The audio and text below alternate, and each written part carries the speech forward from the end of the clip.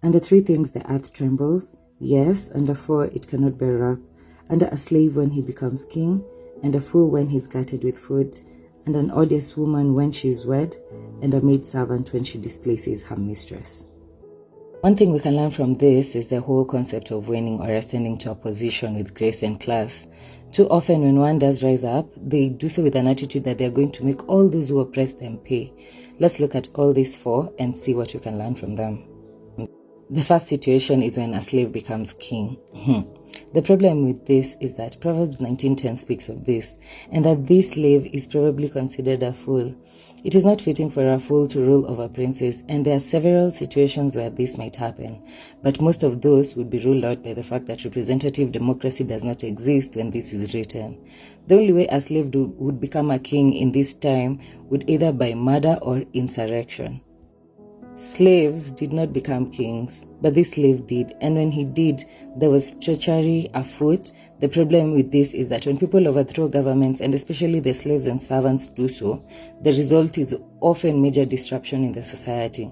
The one in power due to deception and treachery will only rule according to the same standards by which he or she ascended to the throne. Now I think you understand what's happening in our world right now. You know what's sad? Is that the end of this scenario is oppression and domination of the public. It's a sad thing to watch someone when in power abuse that power to remain there. Unfortunately, it's because when that slave comes to the throne, his attitudes and actions do far more to oppress the people than liberate them. Second situation is when the fool is satisfied with food. Oh no.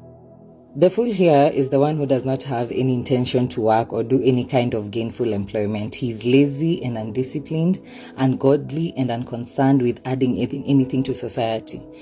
That's why when he's fed, he simply continues to be a drain on society and spread his laziness. Anyone who has watched a welfare state in action knows that the world trembles and quakes under such a situation. I have no qualms with society taking care of truly needy and those who cannot work, but that is not what I said here. What is happening is that this fool is being underwritten in his foolishness. He is fed, fat and happy and intends on staying that way without the thought of any kind of labor. In fact, what happens historically is that the fool becomes discontent with his provision by the government and complains for more. While he continues doing little of nothing, he causes great damage to society because of his drain upon it. The Bible clearly states that the worker's appetite works for him, and that a principle is that if a man will not work, we should not let that man eat. Let him become hungry and he will get up and begin doing something to provide food for himself. Sadly, we see that attitude as cruel when it is actually the best for the person and as well for the society. The third situation under which the earth quakes is when an unloved woman gets a husband. Now here is one that seems out of place, because wouldn't it be great for an unloved woman to get a husband?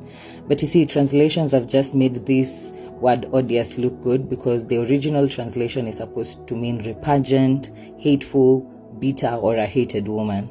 And that gives a much better picture of what this woman we're talking about here is. So this lady is not going to make a good wife. In fact, Proverbs has much to say about her, and none of it is good. When you meet a man married to such a woman or experience her children and friends, you come to understand why Proverbs says the earth cannot bear up under this. She's skilled at making those who love her as miserable as they can. Such a woman does not need a husband. She needs a moral and social makeover. The last is when the mistress takes the place of her master's wife. And here we see a very good example when Abraham mistakenly follows the bad advice of Sarah in taking her maidservant Hagar in as a wife. This was just supposed to be for her to bear children and fulfill God's promise. But you see, that is not how the Lord intended to fulfill his promise. So that situation brings a lot of jealousy. It brewed jealousy that was so ugly, so ugly. And if that is what happened between Sarah and Hagar, what would you think? What would you think would happen when a man begins committing adultery with their maidservant and allows them to supplant their mistress? Unfortunately, we see this again and again and again and again in our society. And our problem is, it is with secretaries or a woman who works in the office, or, who plants floors, who sweeps, who does this and that.